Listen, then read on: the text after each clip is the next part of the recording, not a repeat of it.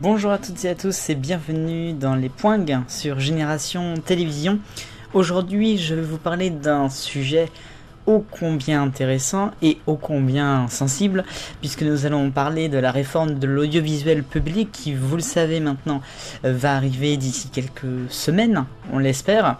Alors, je vais vous parler de ce qui a fait l'actualité au mois de mai, je crois, dernier, lorsque l'on a su une journée comme ça que France 4 et France O allaient être supprimés, tout simplement, mais sûrement, de la télévision numérique terrestre, enfin en tout cas des canaux, puisque pour France O ce sera une suppression totale, définitive, et pour ce qui est de France 4, normalement ça devait être à l'image de BBC Three en Angleterre, ça devait être une bascule en fait sur le internet, sur YouTube peut-être, ou sur France.tv, enfin en tous les cas c'était une bascule sur le numérique. Alors, pourquoi les points? Parce que quand même il faut préciser que déjà, bon, avant le fond de la question, qui est bien évidemment autour d'argent, de chaînes de télé, d'audience, il y a juste la forme, hein, et la forme c'est la façon dont on fait ça. Alors évidemment, on connaît Delphine Ernotte pour ses bons points.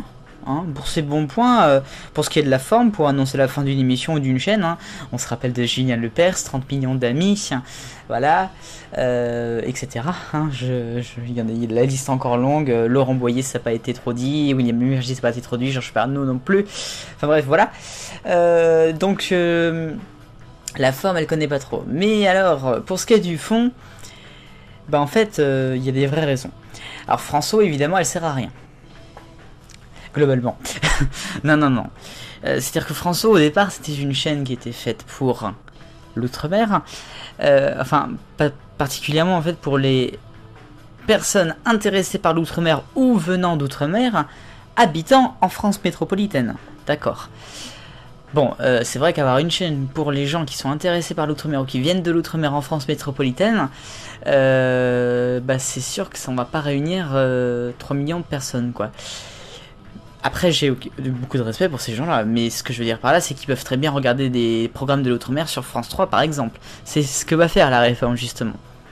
Pour ce qui est de France 4 et de sa suppression, évidemment que c'est inquiétant par rapport au programme jeunesse, bien évidemment, pour l'animation, parce que France Télévisions est partenaire de beaucoup d'animations. Donc on nous a promis des cases jeunesse en plus sur France 3 et une arrivée sur France 2 d'un retour de dessins animés sur France 2, ce qui n'était pas arrivé depuis la fin de 4-2A, même si c'était plus des dessins animés depuis longtemps d'ailleurs, donc presque en fait depuis la fin des années 90. Et bien alors, France 4 sur le numérique, qu'est-ce que vous en pensez, vous? Est-ce que ça peut marcher? Alors moi qui suis bien sûr tout ce qui se passe sur la télé anglaise depuis très longtemps, je peux vous dire que BBC Three, ça a fait aussi énormément parler, évidemment vous imaginez bien, hein. Surtout qu'elle était beaucoup plus ancienne, la chaîne je crois qu'elle datait de la fin des années 90.